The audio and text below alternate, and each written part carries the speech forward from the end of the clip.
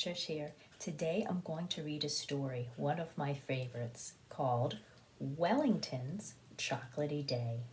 I hope you enjoy it. Wellington's Chocolatey Day.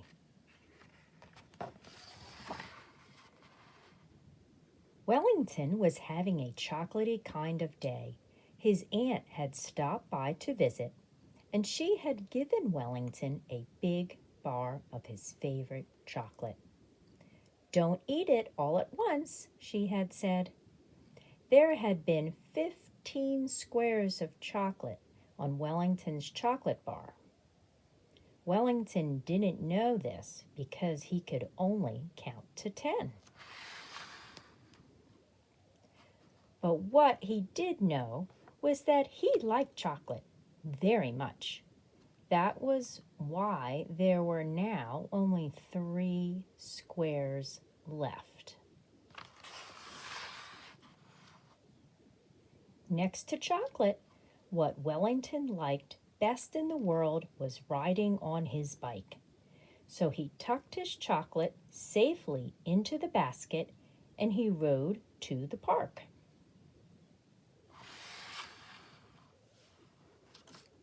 In the park, Wellington stopped to watch the ducks on the lake.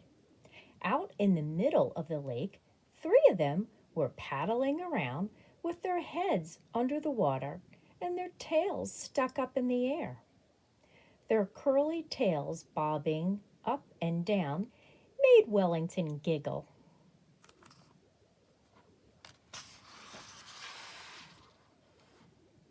Wellington wondered how long the ducks could stay underwater. He began to count from 1 to 10. When he reached 10, the last duck was still down. So he began again. Wellington counted up to 10 3 times before the duck popped up out of the water. "The winner!" shouted Wellington across the lake. The duck looked at Wellington and quacked happily.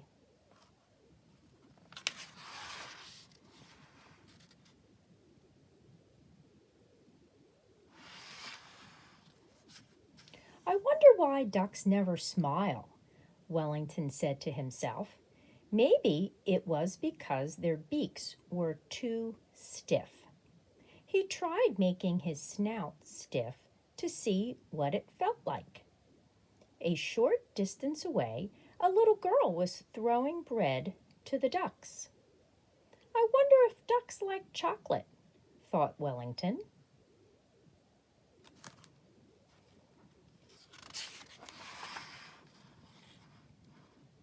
Wellington tried to break off a tiny piece of chocolate to throw to the ducks. But chocolate bars will break only where they want to.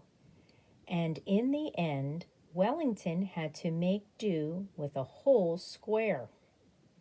"I suppose it's worth it," said Wellington as he took aim. But Wellington's aim was not very good. The piece of chocolate went straight up into the air and landed at the water's edge with a delicious sounding plop. The ducks ignored it.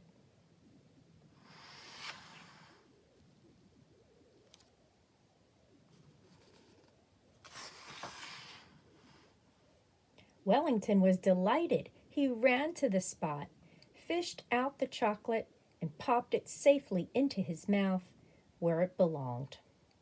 "Ducks don't eat chocolate," said a voice. It was the little girl. She was holding out a large piece of bread. "I'll trade you." Wellington thought for a moment. There were only 2 pieces of chocolate left. "All right," he said, "you can have 1 piece, and I'll have the other." The little girl put the chocolate straight into her mouth and gave Wellington the bread.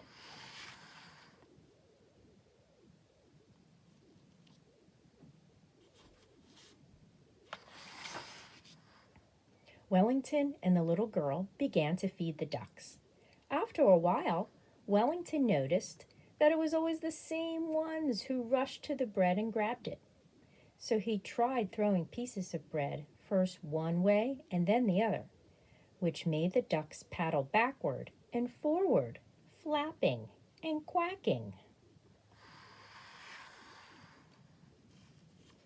They made so much noise that soon all the other ducks on the lake were swimming toward them to see what the fuss was about.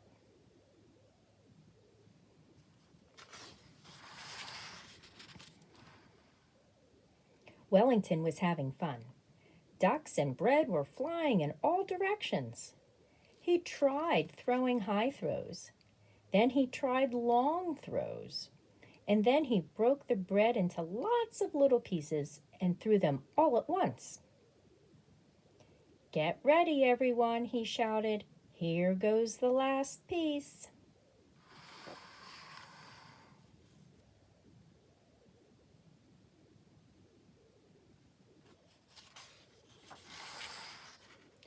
The last piece flew high over the lake and landed in the water with a deep gloop. That made a funny noise, thought Wellington. Then he realized that something awful had happened, something terrible. In his excitement, he had thrown his chocolate into the lake. His last piece of chocolate, his only piece of chocolate.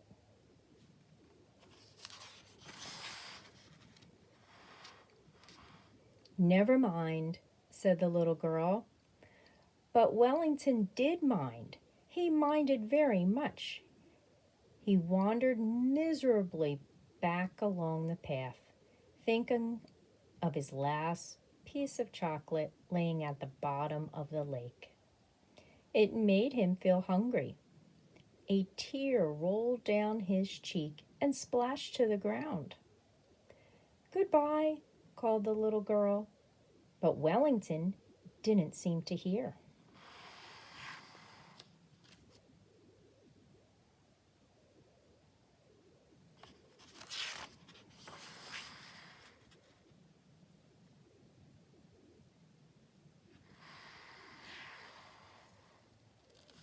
A duck quacked behind him, but Wellington didn't feel like playing with the ducks anymore. The duck quacked again, this time more loudly. It seemed to be following him. "Wellington, look!" the little girl was calling and pointing excitedly. "Look in its beak." Wellington turned and looked at the duck. It was the champion diver he had watched earlier, and in his beak it had something square and brown. It was Wellington's last piece of chocolate.